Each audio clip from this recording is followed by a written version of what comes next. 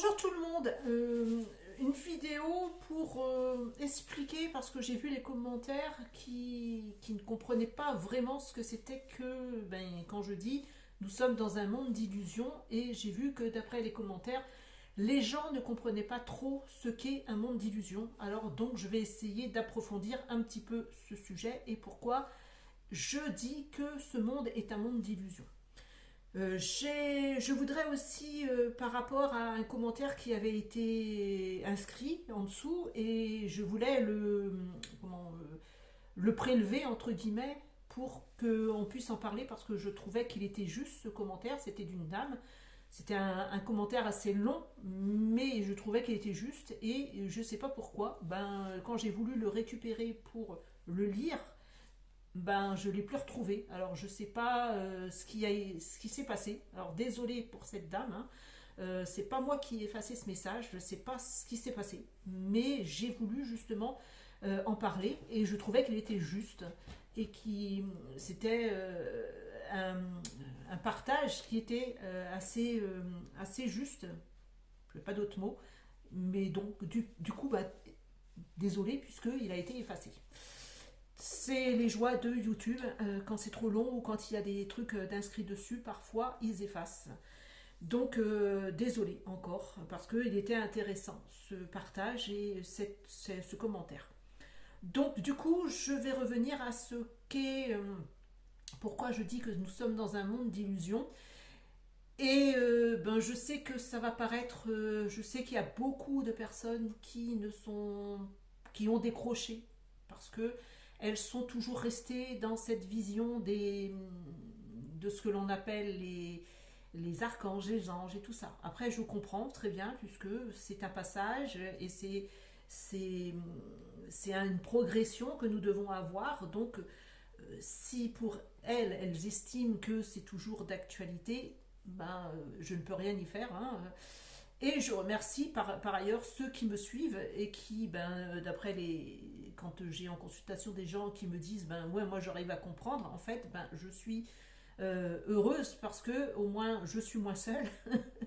Et aussi parce que il y a des gens qui arrivent à comprendre mon point de vue, et qui arrivent arriver à percevoir en fait ce que j'essaye d'interpréter, parce que c'est pas toujours facile d'expliquer avec nos mots et ce mental qui est limité, d'expliquer tout ce que l'on nous offre comme information, hein.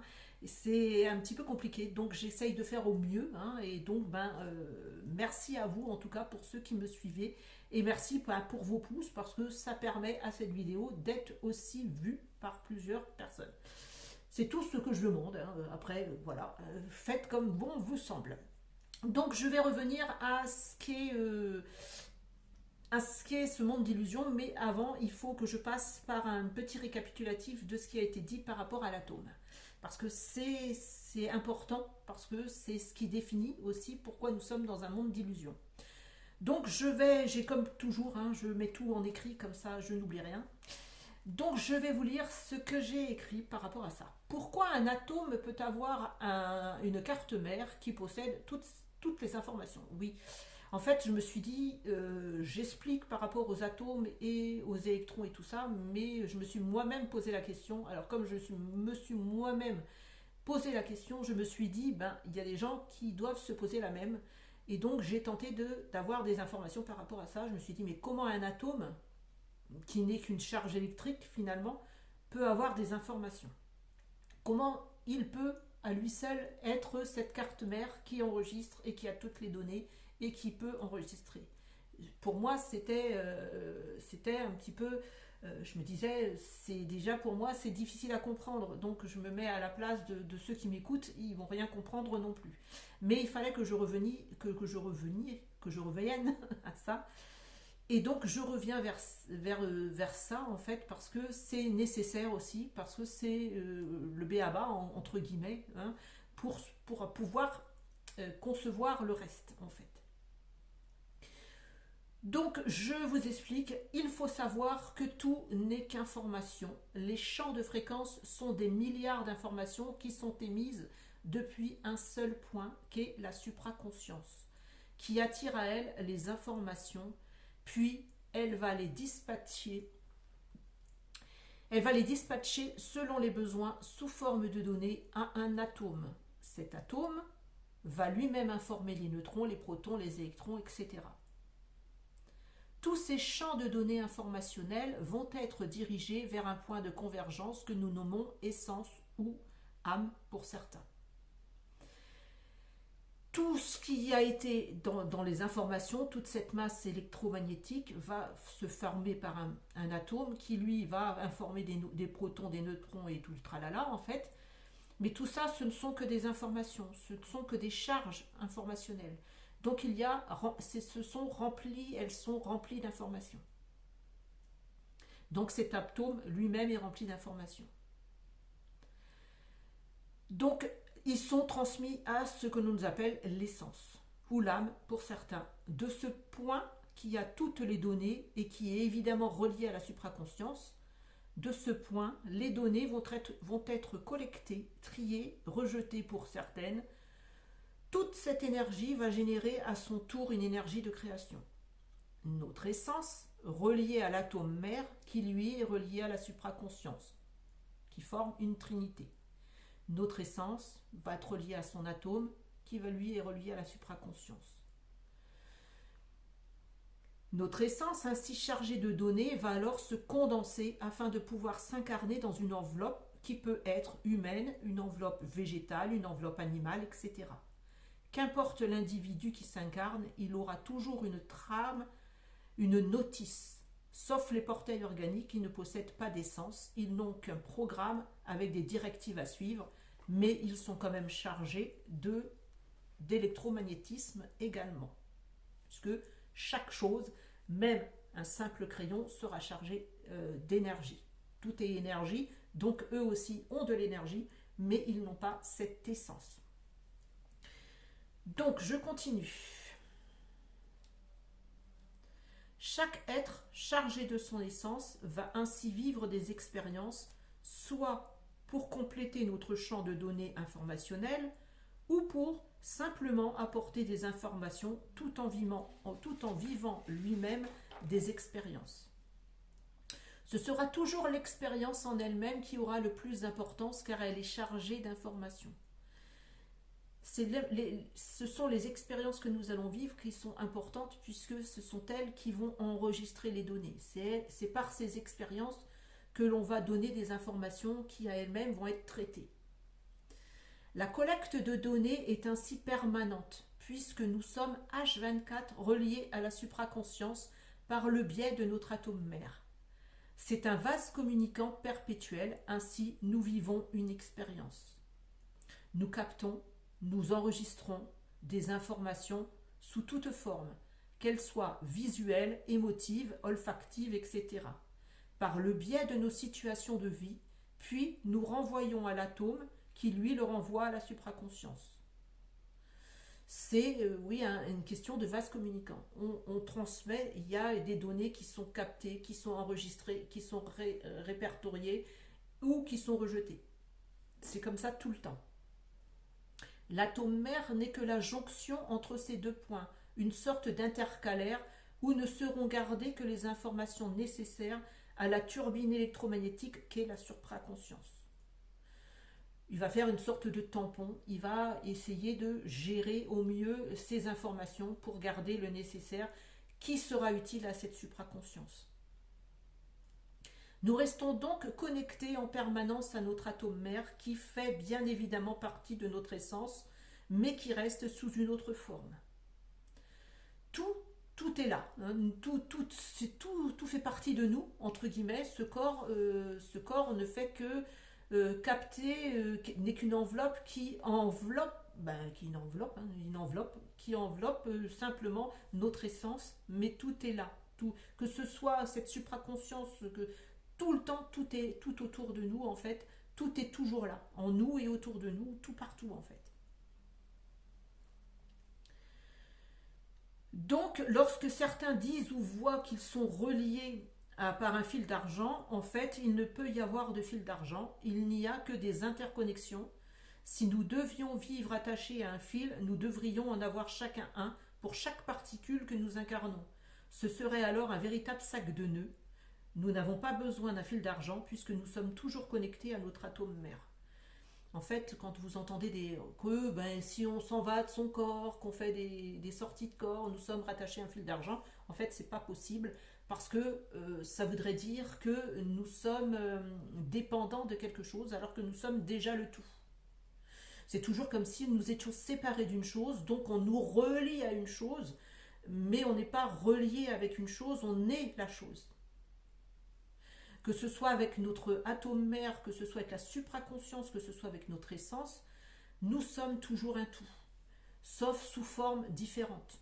Mais nous sommes toujours ce tout, toujours, nous sommes, par exemple, je ne sais pas comment vous expliquer, je ne pourrais pas vous dire, alors, je ne sais pas comment vous expliquer ça, en fait, j'arrive pas en fait à expliquer pour vous démontrer un petit peu ce que c'est.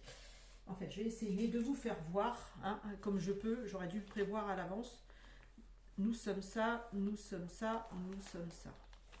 En fait, l'essence, c'est ça.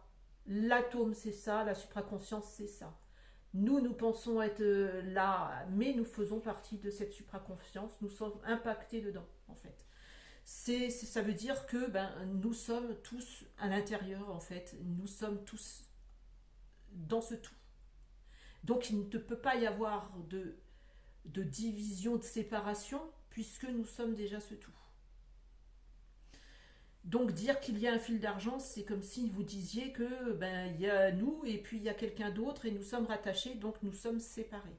Donc ce n'est pas juste. Donc j'essaye de dire ce que moi je perçois. Gardez vos idées pour vous. Si c'est ce que vous pensez, vous les gardez, bien évidemment. Donc chaque expérience est prédéfinie pour que nous puissions jouer un rôle qui, lui, va nous faire prendre conscience de qui nous sommes. Alors bien sûr, on va me dire, pourquoi alors vivre des expériences pour nous rappeler qui nous sommes puisque nous le savions déjà? Bonne question. Je fais les questions, les réponses, parce que, évidemment, c'est une question que je me suis posée. Pourquoi vivre des expériences puisqu'on sait déjà à la base qui on est? À quoi l'intérêt, en fait? Car le vide, tout comme l'inertion, n'existe pas. Tout doit toujours être en mouvement et être rempli. S'il n'y a plus d'énergie, il n'y a plus de possibilité de se mouvoir. Sans essence, ou diesel, ou électricité, une voiture ne fonctionnera pas. C'est le principe même de ce vase communicant. Nous fournissons l'énergie au véhicule, il fonctionne, c'est-à-dire à notre enveloppe charnelle. Nous fournissons l'énergie qui fait fonctionner ce corps. Il génère également de l'électricité, du mouvement, qui va se connecter à l'atome, puis à la supraconscience, qui en retour nous fera vivre d'autres expériences. Donc ainsi, je reçois, je donne, et je donne, parce que je donne, je reçois en retour. C'est le vase communicant. C'est comme ça, c'est tout le temps comme ça. Oui, alors une autre question qui aurait pu me être posée, donc je la pose. Oui, mais pourquoi vivre alors dans de la souffrance? Beaucoup me disent, ouais, mais ça c'est pas possible. Ok, d'accord, mais pourquoi on vit dans cette souffrance? La souffrance vient du fait d'abord que nous sommes sur un plan de dualité déjà. Déjà, il y a une première chose de ça. Mais surtout parce que nous avons donné notre accord. Sans cette donation de notre pouvoir, il ne pourrait y avoir de grandes souffrances. En fait, la souffrance, elle a augmenté parce que le pouvoir, en fait, on a perdu notre pouvoir. Et plus on perd notre pouvoir, plus cette souffrance, elle augmente. Par les peurs, surtout. Donc, sans cette donation de notre pouvoir, il ne pourrait y avoir de grandes souffrances, car il faut quand même comprendre que pour connaître ce qu'est vraiment la joie, nous devons avoir compris ce qu'est la tristesse. Nous sommes sur un plan de dualité, ne l'oublions pas. Les deux faces d'une pièce, ça vaut pour le froid et le chaud, la nuit, le jour, la pluie, le soleil, etc. Il y a toujours les deux faces à une pièce. Tout aurait dû être dans l'équilibre de ces deux situations, sauf qu'il y a eu un surplus de peur, qui se sont transmises et qui ont généré à leur tour des programmes, des autres engrammes, avec leur lot de blocages, de programmation devenus néfastes. Ces peurs ont facilité la perte de nos pouvoirs, et comme ces deux énergies doivent coexister, celle du pôle négatif et celle du pôle positif, il est évident qu'il y a une énergie qui a pris le dessus sur l'autre et qui a produit un dysfonctionnement énergétique. C'est ainsi qu'il y a eu un surcroît de souffrance. Nous avons perdu au fil des existences nos capacités d'autosuffisance, car nous nous sommes soumis à des principes extérieurs et tout a été fait dans ce sens. Je suis malade, je dois consulter un médecin. J'ai un problème quelconque, je cherche la réponse à l'extérieur. Une perte de confiance en nos capacités est ainsi venue s'immiscer intérieurement. Elle nous a laissé croire que nous devions absolument dépendre de quelqu'un d'autre pour y arriver. Mais tout cela a déjà été dit à maintes reprises sur d'autres vidéos. Le but en soi est de nous réapproprier notre souveraineté, être libre aussi bien dans notre compréhension que dans notre corps et savoir que nous pouvons accéder à nos pouvoirs de création seuls. Alors je devais vous parler de cela avant de vous parler de ce monde d'illusions et pourquoi nous pensons vivre dans du réel. Voilà ce qui est dit. Alors je devais vous informer de ce qu'était justement cet atome et pourquoi cet atome est important de concevoir cela. Alors donc la question essentielle, pourquoi vivons-nous dans un monde d'illusions? Beaucoup n'ont pas compris ce mot illusion.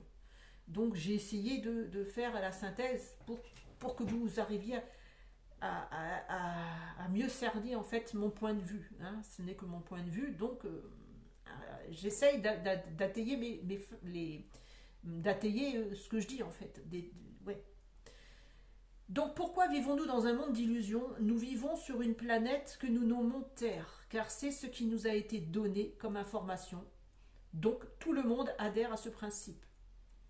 Puisque depuis tout petit, on nous a dit que nous étions sur la Terre, sur une planète qui s'appelle Terre, donc nous n'avons pas été chercher plus loin, nous sommes sur une planète qui s'appelle Terre.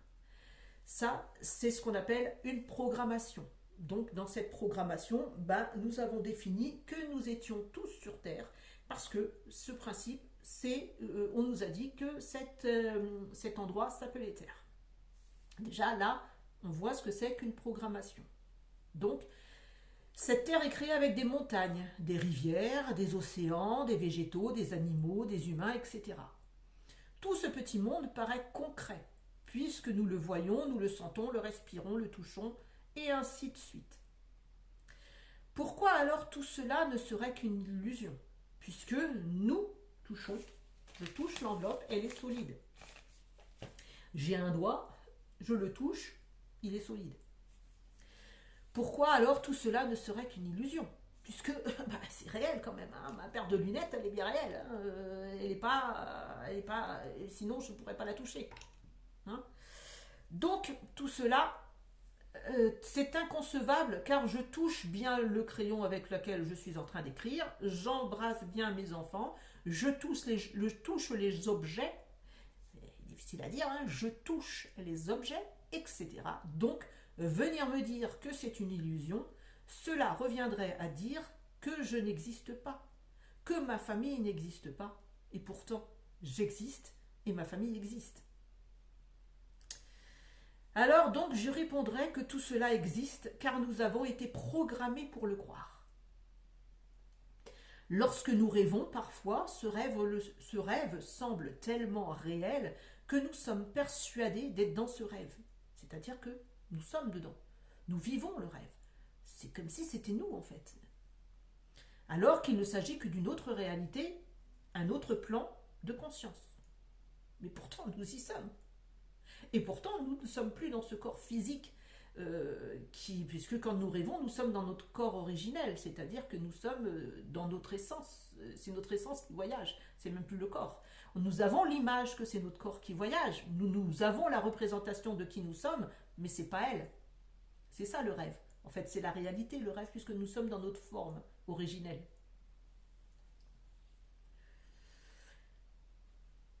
Donc, je répondrai que tout cela existe car nous avons été programmés pour le croire. Lorsque nous rêvons, parfois ce rêve, ça j'ai déjà dit, alors qu'il ne s'agit que d'une autre réalité, un autre plan de conscience. Nous sommes limités.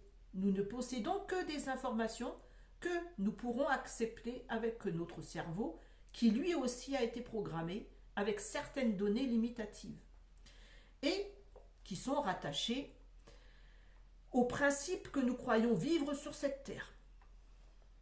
Tout ça, ce n'est qu'un programme. Nous sommes dans un schéma de données programmées. Nous sommes des êtres réels puisque nous possédons un corps physique qui fonctionne avec des éléments palpables. Je peux me toucher, je peux me sentir, si je me pince, j'ai une douleur, etc. Pourtant, tout cela n'est qu'un programme, n'est qu'une programmation. Tout comme un robot, un ordinateur va effectuer une tâche, cela n'en reste pas moins qu'un programme. Nous sommes nous aussi régis par ce principe de programmation. Nous sommes une mini-centrale électrique complète et pour qu'elle puisse fonctionner dans son état optimal, elle doit avoir l'information préenregistrée. Pour le faire, tout comme un robot ou un ordinateur. La nuance vient du fait que l'humain possède une clé supplémentaire qui est son essence ou son âme. Pourtant, bien que nous ayons une clé, il n'empêche que pour vivre pleinement cette expérience, nous aurons la nécessité d'avoir des éléments externes tels que la nourriture, l'eau, le soleil, etc. Et cela équivaut pour chaque être vivant. Les humains ou toute autre espèce ont été programmés pour s'unir afin qu'il y ait que l'espèce soit perpétuée. Nous avons été programmés pour nous nourrir afin que faire fonctionner notre corps physique. L'autonomie n'est là encore qu'une illusion, car nous devons être rattachés à des éléments pour que justement nous puissions vivre ou que nous puissions procréer. En fait, dans cette dualité, nous sommes dépendants de quelqu'un d'autre, c'est-à-dire que pour se procréer, pour qu'il y ait une descendance, il va falloir trouver quelqu'un d'autre. Ou alors faire une insémination artificielle, mais c'est toujours quelqu'un d'autre. Nous ne pouvons pas nous procréer par nous-mêmes. Il y a une autre, parce que nous sommes dans cette simulation où nous devons dépendre de quelqu'un, c'est-à-dire que nous sommes dans cette dualité. Nous-mêmes, nous ne dépendons pas. Hein. C'est l'illusion dans laquelle nous sommes. Hein. Ça, c'est le jeu dans lequel nous sommes. On nous fait croire que nous sommes dépendants des uns des autres, que nous devons avoir quelqu'un d'autre. Tout ça, ce ne sont que des illusions hein, on nous fait croire. Je ne dis pas que c'est la réalité. Hein. Je dis nous pensons être réels parce que nous touchons. Mais tout ça, ce n'est qu'un programme, une installation de programme qui nous fait croire que nous sommes solides.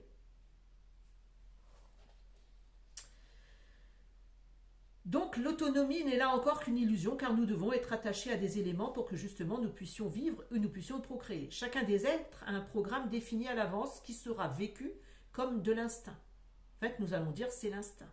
C'est l'instinct de nous nourrir, c'est l'instinct de survivre pour perpétrer notre race ou notre espèce.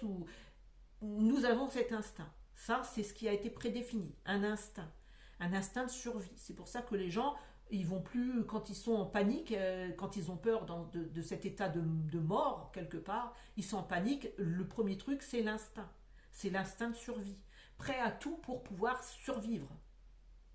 Mais ça, c'est un programme aussi en fait. C'est ce programme que on nous a installé, ce programme d'instinct. Pour expérimenter dans le corps d'un humain, nous devions avoir le décor qui s'accommode à ce principe d'expérience. Avec de l'eau, le soleil, les roches, les végétaux, etc. Tout cela est le principe même de cette existence à laquelle nous nous rattachons. Nous pourrions vivre sans lumière, mais nous finirions par éteindre notre essence, car il manquerait un élément au fonctionnement de l'expérience. Et l'essence a été programmée avec les principes auxquels elle doit se rattacher pour pouvoir exister. Bien que cela puisse sembler réel à nos yeux d'humains et à notre cerveau limité, nous le rappelons, il n'en demeure pas moins que tout cela n'est qu'une donnée d'exploitation, un programme, et qui dit programme dit instruction, notice. Ce sont des données de valeur car pour que X et Y fonctionnent, ils auront besoin d'un schéma de valeurs X et Y.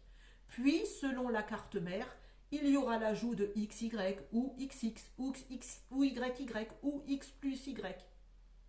Cela n'est qu'une représentation note exhaustive d'un principe. Ce n'est qu'un schéma pour vous apporter une information. Je vous donne tel qu'on m'a donné l'information. Donc moi, je ne connais rien en maths. Hein. C'est juste parce qu'on vous dit qu'il faudra un sujet X, un sujet Y pour créer ce programme. Parce que ce n'est qu'un programme. Donc pour créer un programme, il faut bien rentrer des données. Chaque programme est individuel, selon l'expérience à explorer. Pourtant, il y a une donnée qui est commune. Chaque programme est individuel, pourtant il y a une donnée qui est commune. Cette donnée qui est commune, c'est le décor dans lequel nous allons évoluer. Et qu'importe où l'individu va se déplacer au cours de ses explorations, le décor restera commun à chacun, avec des nuances. Tout va dépendre de notre champ de vision. Pourtant, dans les grandes lignes, le décor est similaire d'un être à un autre. Si je vais vivre à La Réunion, je verrai le même décor qu'un Réunionnais. Si un Jamaïcain vient vivre à Paris, il verra le même décor qu'un Parisien. Nous vivons tous dans un simulateur géant qui va nous renvoyer une image semblable par effet de projection et également de programmation. Néanmoins, selon l'individu, il y aura des perspectives différentes. Ainsi, Patrick verra une montagne alors que Jacques ne verra qu'un monticule.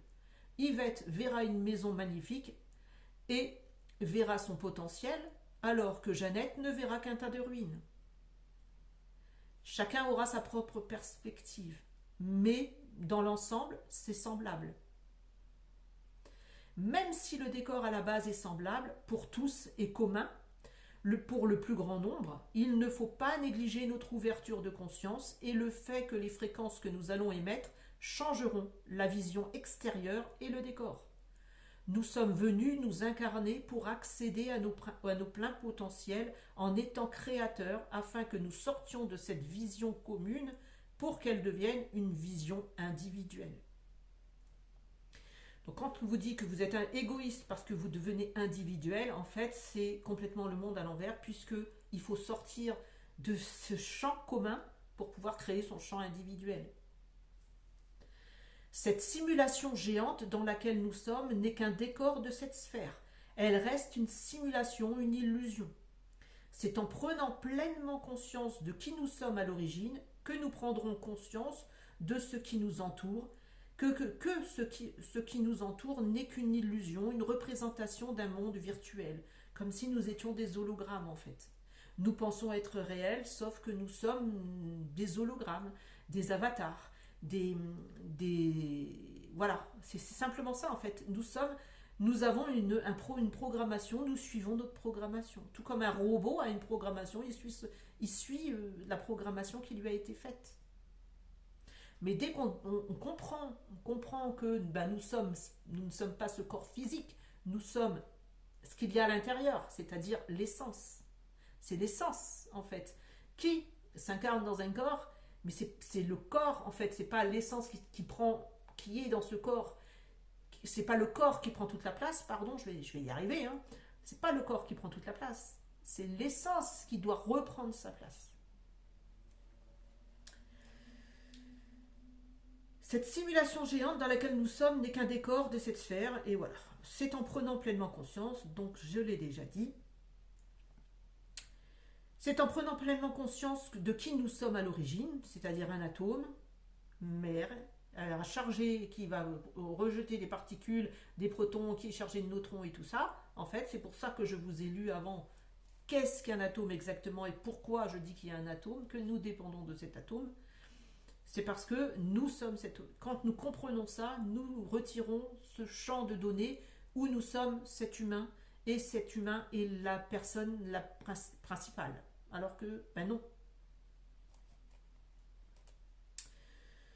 Donc, dès que nous reprenons conscience de ce qui nous entoure, n'est qu'une illusion, une représentation d'un monde virtuel. En fait, ce n'est qu'un monde virtuel. C'est en nous délestant d'anciens programmes ou d'engrammes que nous pourrons retrouver notre champ de données originel, celui qui nous fait comprendre que nous sommes bien plus que le corps humain, que nous ne sommes pas cette enveloppe, mais l'essence qui s'y trouve enfermée. Nous devons comprendre et accepter que cela n'est qu'une illusion à grande échelle. Ça, c'est difficile à accepter que nous sommes dans une illusion. Parce que les gens dépendent de leur famille. Les gens vont dépendre de leur travail, de leur vie, de ce qu'ils ont ici, qui se sont bâtis, comme ils disent, je me suis bâti une carrière, je me suis bâti une famille. Donc non, on me dit que non, tout ça c'est qu'un décor. C'est comment exister. Non, moi non, je ne peux pas concevoir ça. Mais tant que nous ne concevons pas ça, nous acceptons pas le fait que nous ne sommes qu'un atome, bah déjà, nous resterons toujours là en fait. Nous traverserons, puisque tout est au moment présent, hein, comme je vous ai dit, toutes les civilisations, tout ça c'est au moment présent. Ce que nous voyons, que nous percevons comme des ruines ou des vestiges, en fait, mais ce n'est qu'une représentation de ce qu'il y a, qui se passe au même moment. Sauf que nous n'avons pas, c'est pas sur notre champ de données en fait, c'est pas dans notre perspective, c'est pas notre programmation. Chacun a sa propre programmation. Donc, je continue à expliquer. Je sais que ça va être dur. Il va falloir encore reprendre plusieurs fois ce que je dis en fait, parce que c'est assez condensé. Et j'ai voulu faire un récapitulatif, mais je sais, je comprends hein, aisément que c'est difficile à concevoir. Je comprends. Hein. Tout comme ces jeux, je reviens sur les jeux vidéo parce que c'est ça en fait, c'est exactement ça. Donc je ne peux pas trouver un autre truc que ces jeux vidéo. Tout comme ces jeux vidéo où les décors, les personnages ont été déjà créés et installés dans un programme. Quand vous mettez un jeu vidéo, que ce soit un CD ou j'en sais rien dans votre box, pour jouer dans votre console de jeu, le jeu il est déjà, dans le CD, tout est déjà enregistré. Ce CD, il a déjà toutes les milliers de possibilités qu'il peut y avoir. C'est pareil pour nous. Lorsque vous choisissez le personnage qui va vous représenter pendant la partie, vous êtes protégé, vous êtes projeté dans l'illusion d'un décor, l'illusion d'une partie. C'est-à-dire que vous tenez les manettes, mais vous êtes le personnage qui joue dans le jeu. C'est une représentation de vous. C'est vous qui faites bouger l'individu qui est dans le jeu, en fait. Vous êtes le marionnettiste, quelque part. Vous êtes celui qui définit comment il va jouer. Il en est de même pour nous. Donc, vous choisissez votre personnage, vous êtes dans l'illusion d'une partie. Vous croyez que c'est vous qui dirigez le personnage à laquelle vous êtes rattaché. Vous pensez que c'est vous qui maniez le personnage. Pourtant, ce personnage ne fait que reproduire les possibilités à laquelle lui aussi est rattaché, en fait. C'est-à-dire que vous pensez, si c'est un jeu de boxe, vous pensez manipuler le personnage pour qu'il joue, qu'il boxe l'autre, mais en fait, ce n'est qu'un programme, ce n'est qu'une programmation de possibilités. C'est-à-dire que si vous pouvez bouger le personnage, c'est parce que le programme a déjà préenregistré les données que vous pouvez taper ici, vous pouvez taper là, vous pouvez boxer là, vous pouvez boxer là, en fait. Tout ça, c'est une programmation. C'est pas vous qui maniez le personnage, c'est une programmation. Tout comme nous. Donc, tout cela n'est qu'un programme avec une multitude de possibilités à laquelle nous allons nous connecter pour vivre l'expérience. Toutes ces expériences de jeu, mises bout à bout, créent une réalité. Lorsque nous faisons la différence entre ce que nous voyons et ce qu'est la réalité, nous comprenons que tout n'est qu'une illusion. Les parties que nous jouons peuvent se faire plusieurs fois. Elles seront différentes à chaque partie, ce sera différent, car nous choisirons des personnages différents. Notre tactique sera différente elle aussi. Mais au final, il n'y a qu'une règle du jeu. Il n'y a qu'une fin. C'est-à-dire que la partie, elle doit se terminer parce que vous avez tué le méchant, ou parce que vous avez fait écrouler ça, ou parce que vous avez réussi à débloquer le Tetris, ou parce que... Mais tout ça, c'est déjà programmé. La fin, qu'importe la nouvelle tactique, vous éteignez la console, vous reprenez la partie le lendemain, vous choisissez un autre personnage, mais qu'importe le personnage que vous allez choisir, la partie, de toute façon, elle se terminera toujours pareil. Sauf si vous perdez avant. Les parties que nous jouons peuvent se faire plusieurs fois, elles seront différentes à chaque fois. Donc, je joue le rôle, par exemple, Il n'y a qu'une fin. Il peut y avoir au cours de cette partie des destructions. Par exemple, si je joue le rôle d'un soldat, je tire un obus sur une maison, elle sera détruite.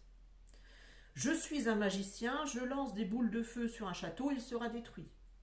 Toutes ces destructions ne vont durer que le temps de cette partie. Car une fois que j'aurai éteint la console et terminé la partie, la prochaine fois que je vais la rallumer et que je rejouerai ce jeu, tous les édifices se reconstruisent. La partie reprend à zéro. On a fait un reset, on a éteint le jeu, à moins que j'enregistre, je mette en pause et que je continue cette partie. Mais sinon, si j'éteins, tout est effacé et un reset et la partie recommence avec des nouvelles. C'est toujours le pré-enregistrement. Il y aura beau avoir des nouveaux personnages, il y aura beau, mais ça sera toujours le même décor quelque part. Et la règle du jeu sera toujours pareille puisque c'est déjà inscrit sur un CD. Il aura beau avoir des milliers de possibilités, mais c'est déjà inscrit, c'est déjà enregistré dessus.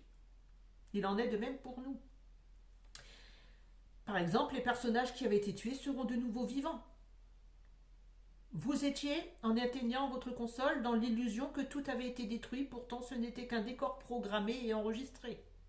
Il peut se détruire, les personnages peuvent mourir, mais tout finira par se reconstruire car les données ont été enregistrées.